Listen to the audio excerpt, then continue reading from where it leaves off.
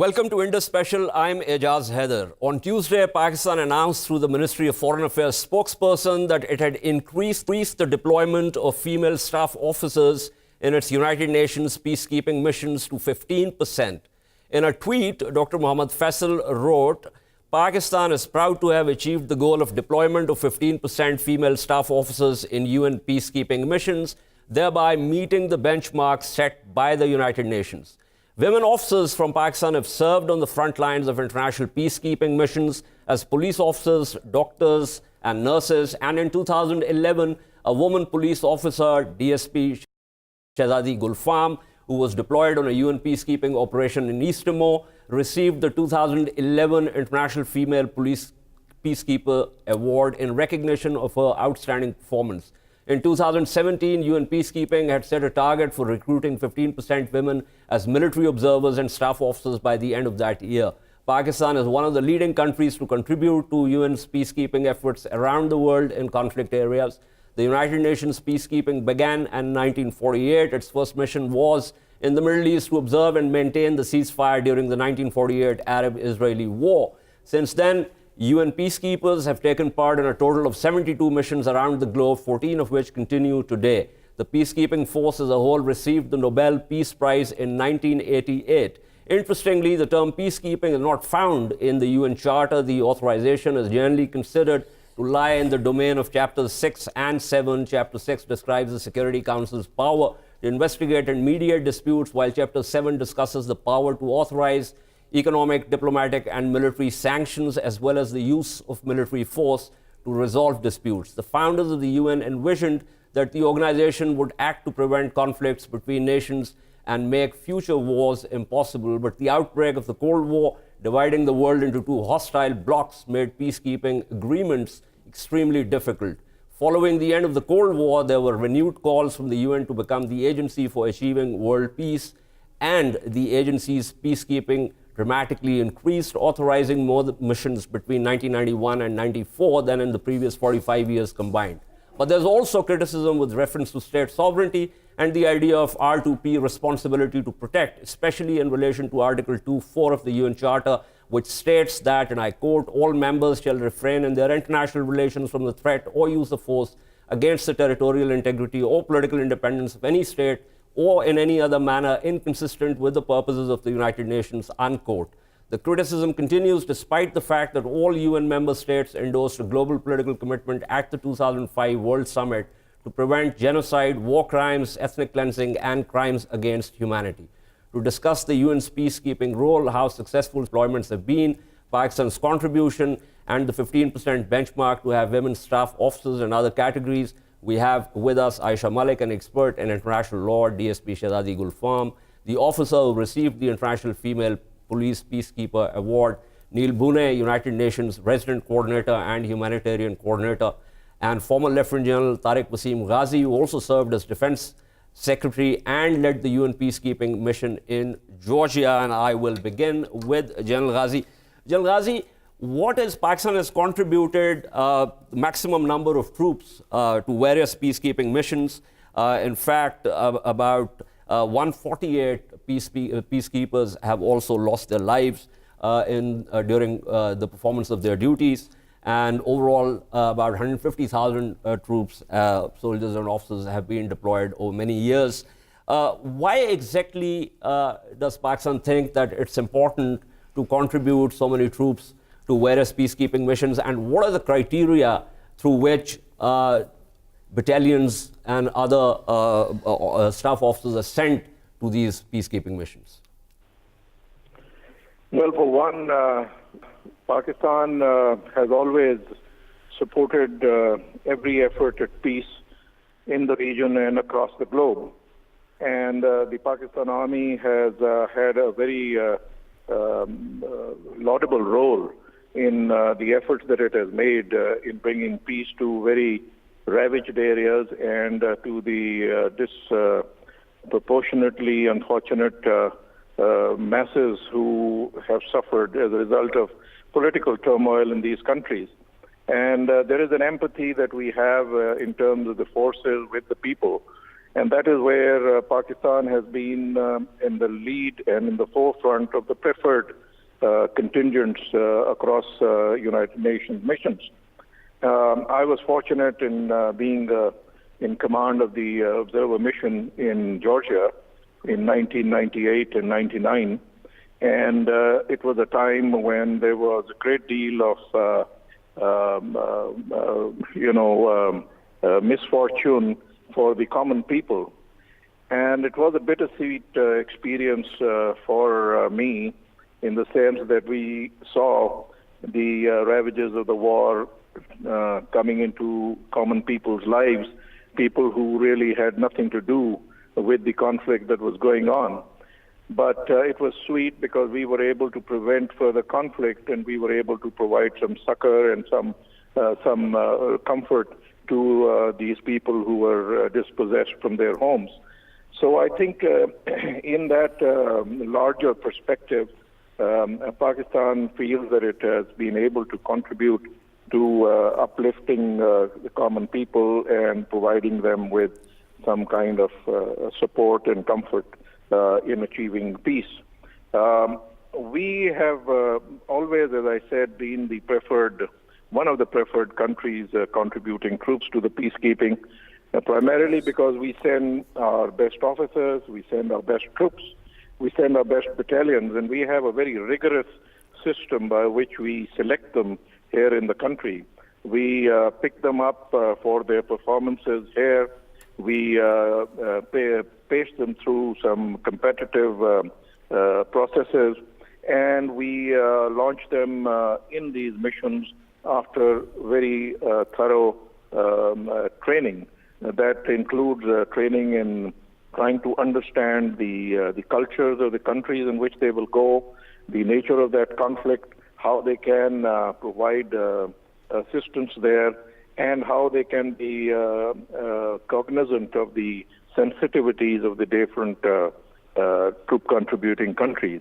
They are constrained, of course, in terms of the mandate that is given to them, and in many places they are not able to do what they would like to do, but they have to function within the ambit of the mandate that is given. So do we have a training institute for pre-induction training of the kind that you're talking about? Yes, we do. We have a very robust program that is undertaken not only in the formations in which these units serve, but they are also put through a very consolidated program at the School of Infantry and Tactics, where they all go through these the procedures. And there are lessons learned that are passed on from every mission. Everyone is debriefed, and all the lessons that they pick up, they pass on to the succeeding generations of officers and men. And that is what makes our program so popular and so strong. So, General Ghazi, what are the rules of engagement of peacekeepers? Because you are not enforcers. You will have arms and ammunition, but you're not supposed to get into any conflict. But what happens in areas, especially where there are multiple groups that are attacking each other? For instance, we saw what happened in Mogadishu with one of our battalions. So if you're fired upon, are you supposed to then engage whoever is firing at you? You see, it depends on the nature of the mission that you have been assigned and the mandate that's been given, as I said. The United Nations lays down that mandate for you. You function within it. And I think it's not always necessary to resort to responses in a physical and a violent way to bring home.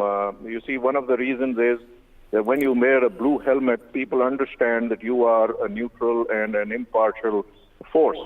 And therefore, whenever there are disputes, they look to you for adjudication and mediation. And there are very rare cases in which you can find yourselves in a situation where you may be required to respond in self-defense. Other than that, I don't think there is an enforcement mission that the United Nations would prefer to have for anyone. other than for protection and for preventing the outbreak of violence against unarmed civilians.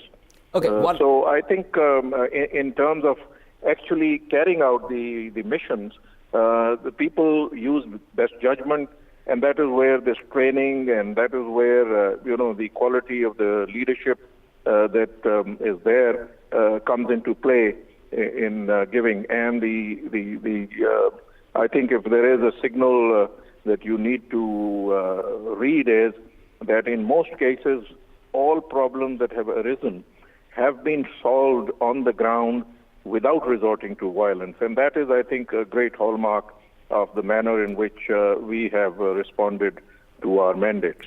Thank you so much, General Tariq Waseem Ghazi. General Waseem Ghazi was giving us a sense of how this works and what kind of criteria we use for sending battalions and our troops to these peacekeeping missions. Ayesha, quickly, what exactly does the UN get out of this, in the sense that you've got the state sovereignty issue? I just mentioned the R2P and the fact that while there has been a clear sense, there's a mandate of sorts endorsed by all the member states in 2005 World Summit about genocide and the rest of it, crimes against humanity.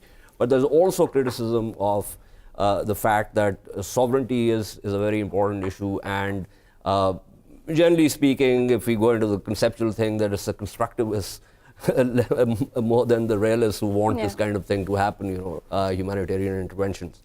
So where does the debate stand there? I think the debate really falls into how much we have veered away from the traditional form of UN peacekeeping, which traditionally was based on three principles, which were consent of the state to which the peacekeepers were deployed, impartiality, and non-use of force, except for in case of self-defense. So there were issues with all three. I mean, which state can consent when you have a civil war going on, which is the actual government, which is going to be the representative of the state to consent to that. Issues of impartiality. In Rwanda, when the genocide was happening, General Dallaire was writing letters to the Security Council begging them to let him use force to stop this from happening, and also to stop being an impartial party when there was an active genocide going on. And thirdly, the use of force except for in self-defense, even though I think the general was saying that there are rarely cases where you would have to use force. I have seen in South Sudan, the UN peacekeepers, they actually stood by when civilians were being raped, when civilians were being tortured, when they were being beaten. So in those situations, do we need a more robust enforcement mechanism? Do we need more robust peacekeepers who will actually intervene in those situations and not be idly, standing by? And then when we have the state sovereignty issue, this whole responsibility to protect comes out of this idea that sovereignty is not merely a right anymore, it's more of a responsibility. And if you're not going to take on that responsibility or adequately discharge that responsibility, then the international community or members of the international community can intervene on the population's behalf. And we've seen calls for that in Darfur, we've seen calls for that in Kosovo. So there's going to always be this kind of tension because 2.1 is very clear on what sovereignty is. It doesn't talk about responsibility, it talks about sovereignty as a right in and of itself. Which is, of course, problematic in cases of genocide and the rest of it, so there's likely to be tension. So let me just go to Neil Buhne here. Mr. Buhne, what exactly does the UN, think in terms of sending troops to conflict areas? What is it that we're trying to get out of this as a world body? I'm sure, if we look at it, on the surface, it is about ensuring that people don't get killed, people don't get, and the peacekeepers are impartial. But there are situations that are very complex and I would say wicked. So what are the rules of engagement which come down to the peacekeepers from the UN headquarters? I think the rules vary a lot depending upon the mission. I mean, you referred in your introduction to the first peacekeeping mission in Palestine. But the second peacekeeping mission that was set out, actually a military observer mission, was UNMOGIP, the United Nations Military Observer Group in India and Pakistan. And there you have a mandate that is fairly limited, essentially observation. Whereas in other cases where there's a different environment, a different interest by the Security Council, such as in Congo, you actually do in places have peacekeepers who have a mandate to engage. And in that case, it's usually engaged to protect the civilians. So it depends very much on the situation. In some cases, such as the Eritrea-Ethiopia issue, which is fortunately closing up, it was basically dividing the two sides and observing a ceasefire. In other cases, it's been involved with protection of civilians, such as in Congo. But fundamentally, I think the most important element of UN peacekeeping is actually peace building, to take a peace that has been established, but to ensure that it stays there and to permit conditions so that things calm down and that the people have a chance to live through it, that the parties can resolve the conflict, and through that people have an opportunity for development. So let me put forward a scenario here for you.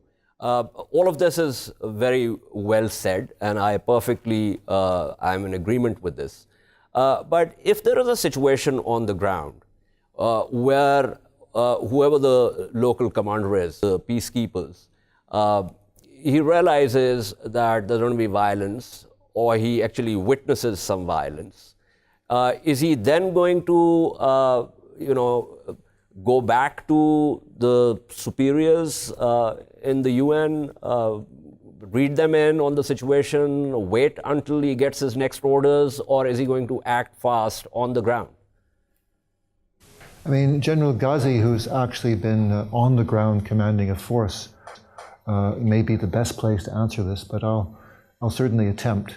Again, I think it depends very much on the mandate. If that general has a mandate to engage, as there are in some exceptional circumstances, I think as there is in Mali right now, for example, then that general can take the action.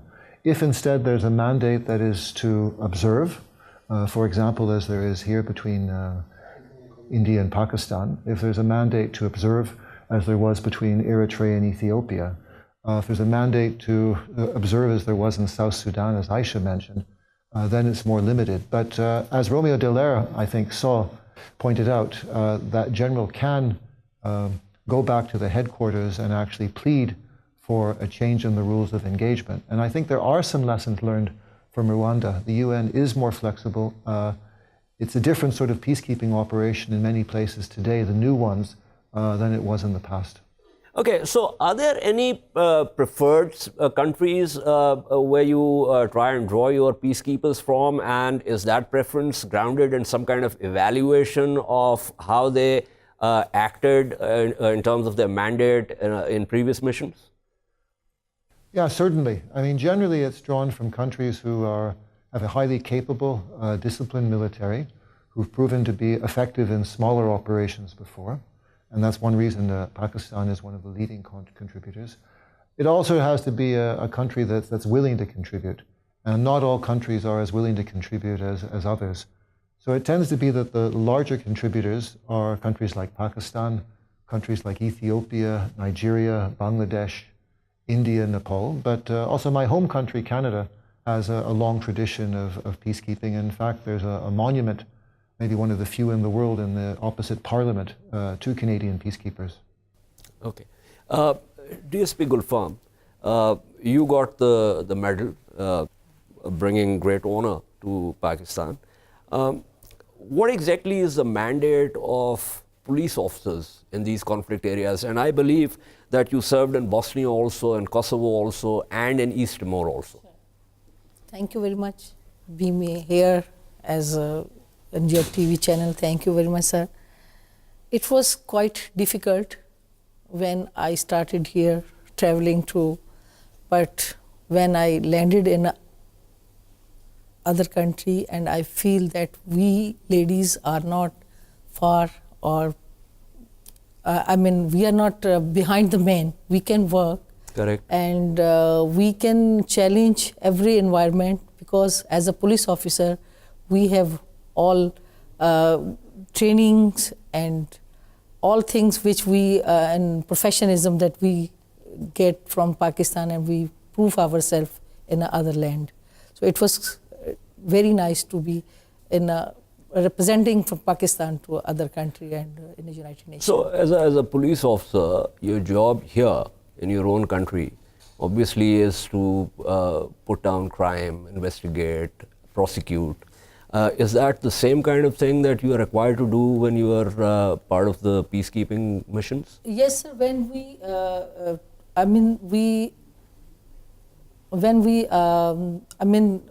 working with the United Nations, there is also same crime, same things, but is a totally different then. Environment is a different, because here we have all our rights, we have our your own laws. Yeah. We have to follow their laws. You have to follow their laws. Sir. And you have to work in collaboration with local law enforcement? Yeah, we work with we train them. I work with Bosnia as a local police development unit. And then Kosovo, I was with the KPS, like local police Kosovan. And then in Timor-Leste, I work with the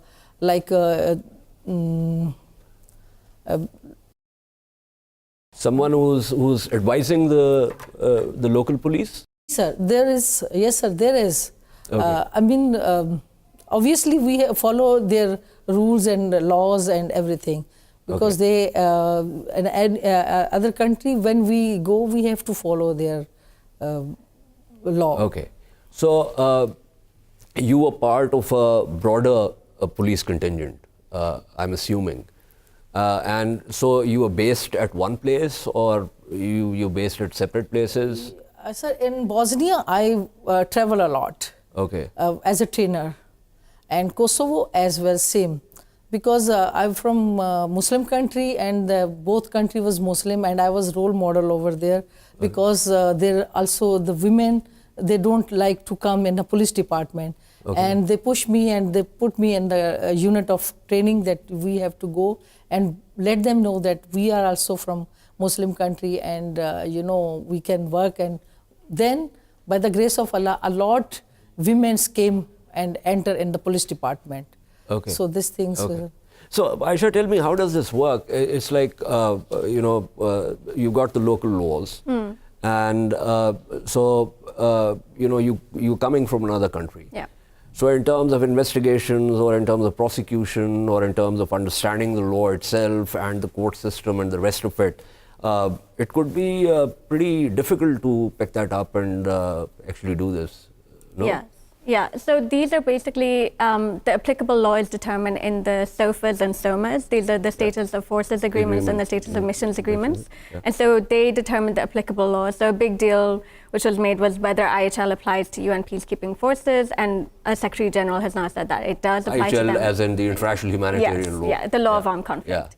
So those determine basically the law that applies, and a big issue in this is the concept of immunity. So are they then immune from any prosecution? And the UN has really acted quite a lot to engage with people and to remove the immunities that that the UN peacekeeping forces have, especially when they have engaged in crimes. There were Nepalese peacekeepers as well who had engaged in child rape when they were abroad in South Sudan. And so in order to hold these people accountable and to ensure that there is no impunity for the UN peacekeeping staff, they hold them accountable in different ways. It would be either through the national laws or through international law. So are you saying, I'm just trying to understand this, are you saying that the police contingents that the UN sends in are not just training local police or being involved in other activities, but they are also they keep an eye on what the UN peacekeeping soldiers are doing, and if they are doing something which is not in line with their mandate, that they can be prosecuted by these people? Not the police officers, which are part of the UN. I think the police officers are part of the civilian personnel, and so they have partial immunity. But the other, the actual peacekeeping forces, they are subject to a different standard of immunity under the SOFAs and the SOMAs. But they would be subject to UN oversight, not to oversight by other members, civilian members perhaps, or other personnel in the in Okay, actual I'm going to take a short break, but at the other end of the break, of course, we'll continue with this discussion, and I'm going to ask Neil Buhne, how exactly does the UN monitor the mandate given to the peacekeepers? Stay with us.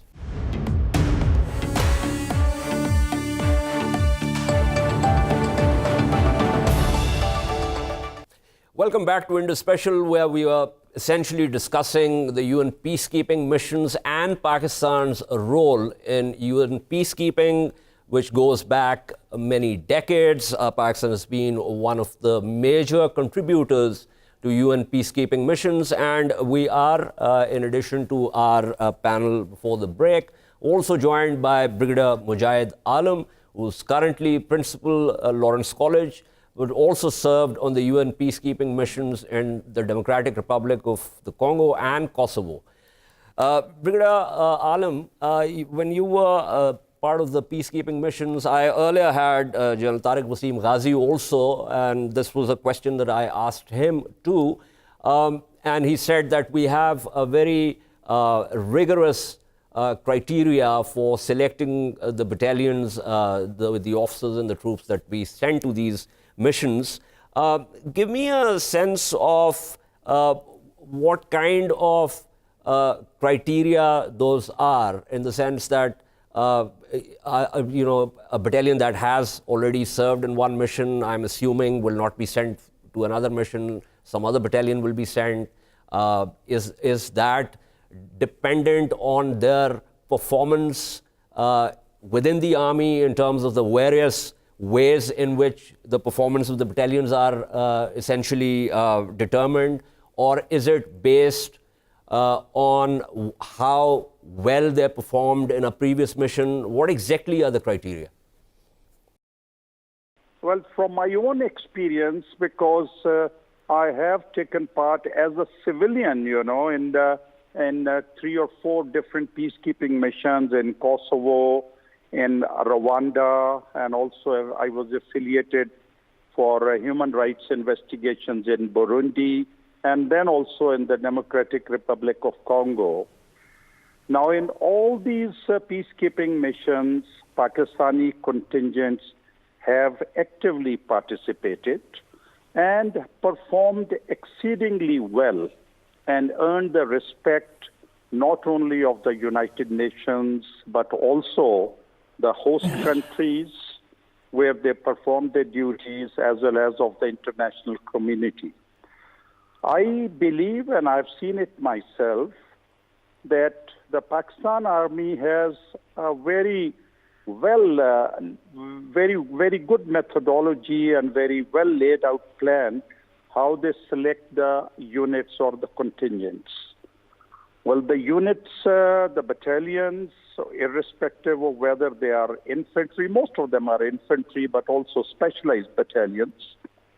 They are invariably the battalions who have performed exceedingly well in their peacetime duties, as well as in their operational duties, because you know that almost all the units have gone through operational duties in FATA and the northern areas. Correct. So these battalions have performed, they are selected on that basis. And the selection of officers is also done in a way that they have a very clean record, they have a very outstanding record, and a very honorable record with no red ink entries or any negative remarks. And that is why when the battalions, I've seen many contingents arriving in the peacekeeping missions. I was in Congo when the first brigade group of Pakistan arrived there, and I was fortunate to welcome them. And because they are so well trained, prior to their departure, there is also a very well thought out program for them to train them and to equip them with the requisite knowledge of the countries where they would be performing their duties. They are told in detail about the rules of engagement of the United Nations, They are also briefed on the human rights issues and the humanitarian issues, which are extremely important. And these subjects, although may be relatively new for the contingents, but then they go through this program. And by the time they arrive there, I think they are very well equipped to handle the duties. In fact, they hit the ground running. They're so well organized and so professional in their duties. So when you were looking at issue of human rights in a civilian capacity, tell us what exactly does that mean? What's the mandate for that? Is it about monitoring the situation, reporting back on that? What exactly is it? Ijaz, the first time, I was fortunate that I was actually selected while I was still serving, not for the peacekeeping duties, but for human rights investigations in Rwanda. Okay. As you know and everyone knows that in 1994, the country went through terrible bloodshed. A terrible bloodshed and a lot of killings there. And following that, in 1995, the United Nations Security Council, they decided to set up an International Commission of Inquiry to investigate what had happened, the genocide. Correct. And they asked Pakistan and the Pakistan Army to nominate an officer who also preferably knew French. And because I'd done my French language course, so I was personally asked by the then Army Chief General Wahid, and I landed up in Rwanda and in Congo. And I worked there for 1 year investigating the causes, the background of the genocide in Rwanda. And we were required to submit our reports directly to the Security Council back in New York. Okay. Which we did. We submitted about 6 reports actually. And many of those reports were extremely important in their recommendations. Some of them were acted upon. Some of them could not see the light of day. But then that was one. And then I was also associated with the human rights investigations after about 2 years in Congo. This was after the fall of President Mobutu in Congo, and when Laurent Kabila came to power there. This I'm now talking of 97, 98. So I was nominated to join the human rights investigations we were working out of Geneva, the UN Human Rights Commission there, the office there. And we used to travel to Congo, to the neighboring countries like the Central African Republic and Cameroon and Uganda and Burundi and Rwanda, and carry out our investigations there. Okay. Thank you so much, Brigadier Mujahid Alam, for giving us a sense of how this works. Let me go back to Neil Buhne. Mr. Buhne, how exactly does the UN evaluate the performance on the ground? I think there's different ways, and it depends a lot on the mission. I mean, for example, the mission in India and Pakistan, that's a relatively small mission, and you have individual countries who contribute to it. Their soldiers are under the direct command of a chief military observer, so he has immediate command responsibility. Larger missions, such as the brigadier was just referring to, whole battalions are contributed, and the immediate command responsibility is with the senior officer of that country. But at the same time, they report to the senior general of the peacekeeping in that country. And then at the headquarters level, we have the Department of Peacekeeping that provides the oversight. Now, within the Department of Peacekeeping, it's headed by an Undersecretary General, but there's also a Chief Military Advisor. And in fact, I think from 2014 to 2016, the Chief Military Advisor was a Pakistani general, Lieutenant General Maqsood Ahmed. And that essentially is the method. At the same time, there's a report to the Security Council that goes regularly. The missions are reviewed regularly by the Security Council. and they can give feedback. I mean, in addition to that, there's special bodies, audits, and things that are linked to the Department of Peacekeeping. But if something goes wrong, I mean, ultimately it goes up to the Secretary General, and he makes a decision on what to do about it. So tell us why the UN set a benchmark of 15% female staff officers. Is this part of being politically correct, or does it actually have some operational significance on the ground?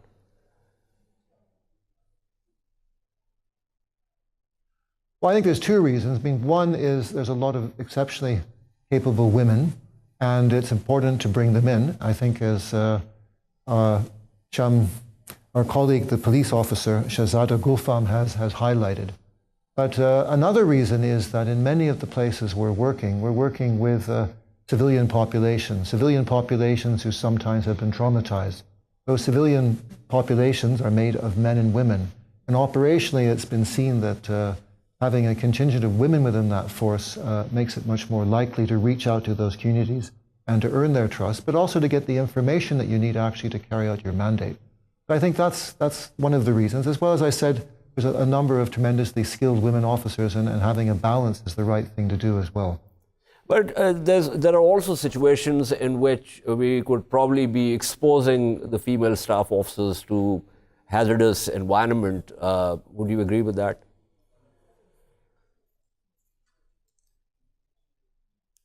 Well, I think so, but if they're serving in the military, if they're serving in the police, they've signed up to be in a hazardous environment. And I think at least the women that we've had serving in the peacekeeping operations have acquitted themselves as much as men. And I want to actually highlight one additional issue, that we've had 2 Undersecretary Generals from the UN visit during the 3.5 years I've been in Sri Lanka concerned with peacekeeping. And I remember the first visit in early 2016, when we met the top command of the Pakistan Army. It was highlighted that it was important to have more women in Pakistan contingents. So it's actually quite an accomplishment that within this 3-year period that Pakistan has gone up to the 15% level that was the goal. Okay. Thank you so much. That was Nadeel Buhne, United Nations Resident Coordinator and Humanitarian Coordinator, giving us a sense of how the UN deals with these peacekeeping missions. Nadeel Buhne said something very interesting, Ayesha, which is about the traumatized families in conflict zones, and said that it's good to have female officers as part of the contingents, which I assume implies that women can actually understand the emotional and psychological side of that situation better than male soldiers. Would you agree with that? Yeah, I would agree with that. And I think it also makes them more approachable to conflict populations, and especially if they're engaged in interviewing people, especially because we now know that a lot of violence in an armed conflict is gender-based. And so like women who have survived that, they would be, I think, more amenable to being interviewed by a woman than with the man. And also just in terms of interacting, training, mentoring women, I think that's better done by women. So is it also because certain cultures also put a lot of premium on women just dealing with other women? Yeah, I think so. I think, as was said about Bosnia, it's easiest to convey your message with the ladies, you know. Yeah. Women have same situation in everywhere, so it's they feel comfortable. Like we make a friendly room investigation in Timor-Leste, so it make a very comfortable. People where we come, they come and they let us know each and everything, their problem. Like I work with domestic violence, child abuse, trafficking. You did? That's my work which I did in Timor-Leste. So that things make us. So your experience was that it was easier for those women to talk to you and other female police officers than with the male officers. Yeah, this is, sir, it's a normal. Women convey their problems easily without hesitation. But when they go to men don't understand, because that is a different. So they try to come men. There is a VPU, vulnerable person unit, that make where I work as an advisor and team leader, and the this women was in come. East Timor. Yeah, it was in East Timor. But Kosovo, I work as a recruitment selection unit, sir, and Bosnia police development training. So that things, totally different things. But it's the easiest, like Ayesha said, women come and feel comfortable. When women come to in a police station, they feel, comfortable with the women. Okay, so Ayesha, one of the ironies is that there are places where, for instance, we can talk about Afghanistan, or there was Iraq, or there's now Syria, there's also Libya, areas which obviously have seen a lot of violence, ongoing violence in fact. And those are places where you probably cannot have peacekeepers.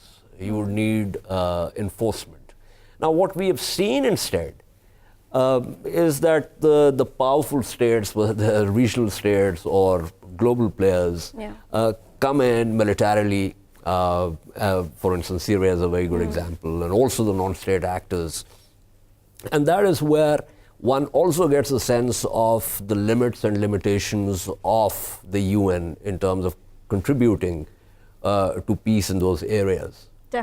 Definitely. And I think part of that is just because of the amount that war has changed. It's no longer states seeing each other off on a battlefield anymore. They very often act through non-state actors, they act through proxy.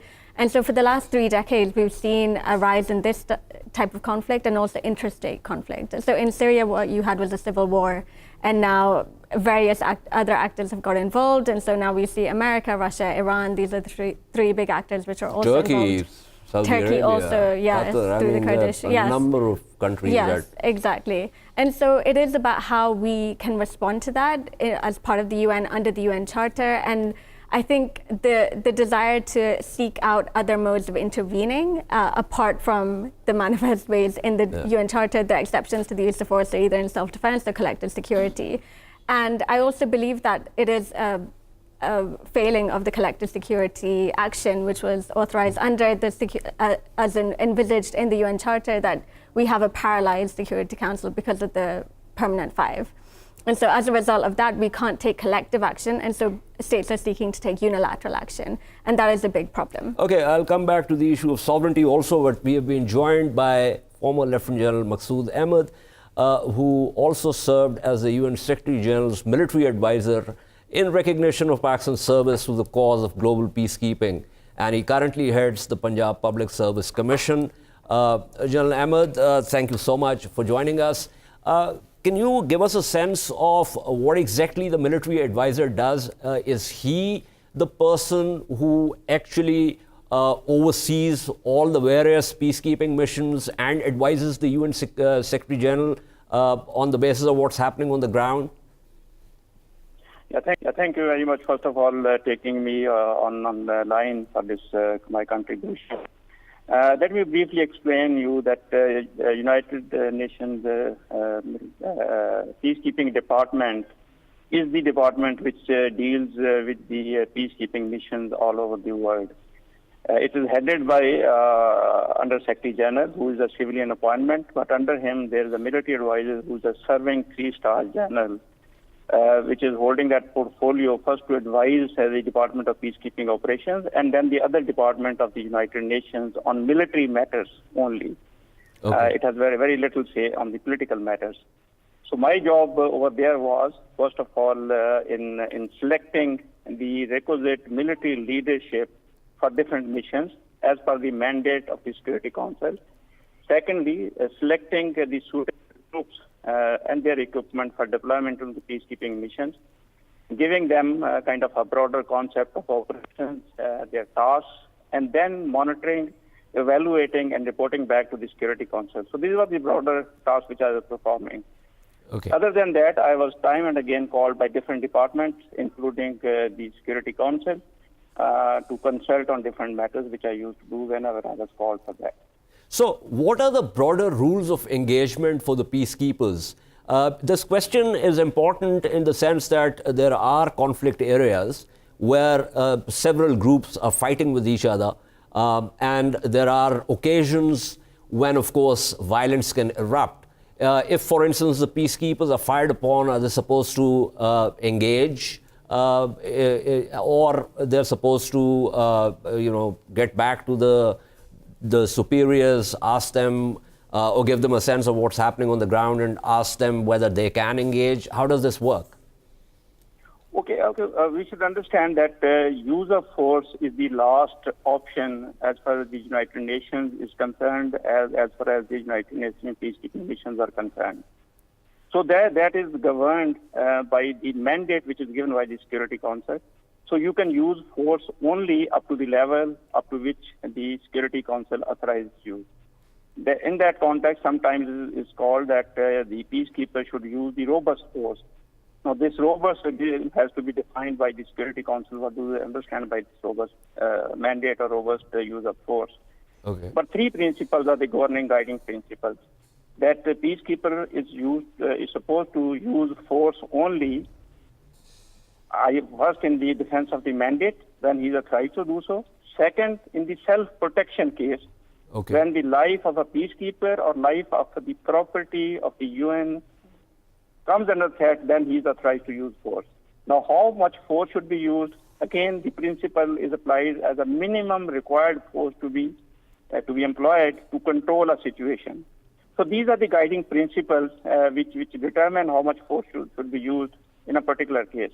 Yes, if the lives of the civilians where the peacekeeper is deployed is under danger, the atrocities are being committed, the peacekeeper cannot remain silent as an observer.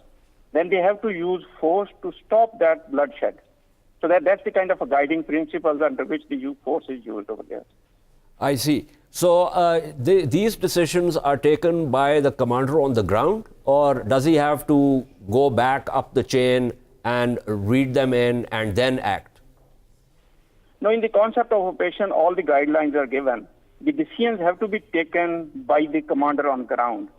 When I say commander, it's not necessarily the force commander. It could be a company commander, could be a platoon commander. Correct, at various levels of command. At various Whatever levels is the command, they have to take the decision under the guidance provided by the United Nations mandate, the concept of operation, and the rules of engagement. That is very important. The rules of engagements are also defined over there. And each and every soldier has to have a card in his pocket that what are the rules of engagement for that particular mission and for that particular contingent. And if such situation happens, is there also an inquiry with reference to how it happened and a report is filed? Yes, of course, the inquiries are conducted whenever there is the kind of any reporting that excessive force has been used or undue force has been used. A proper inquiry is conducted by the United Nations. The findings are determined, and then the case is referred back to the country from where the peacekeeper has been deployed.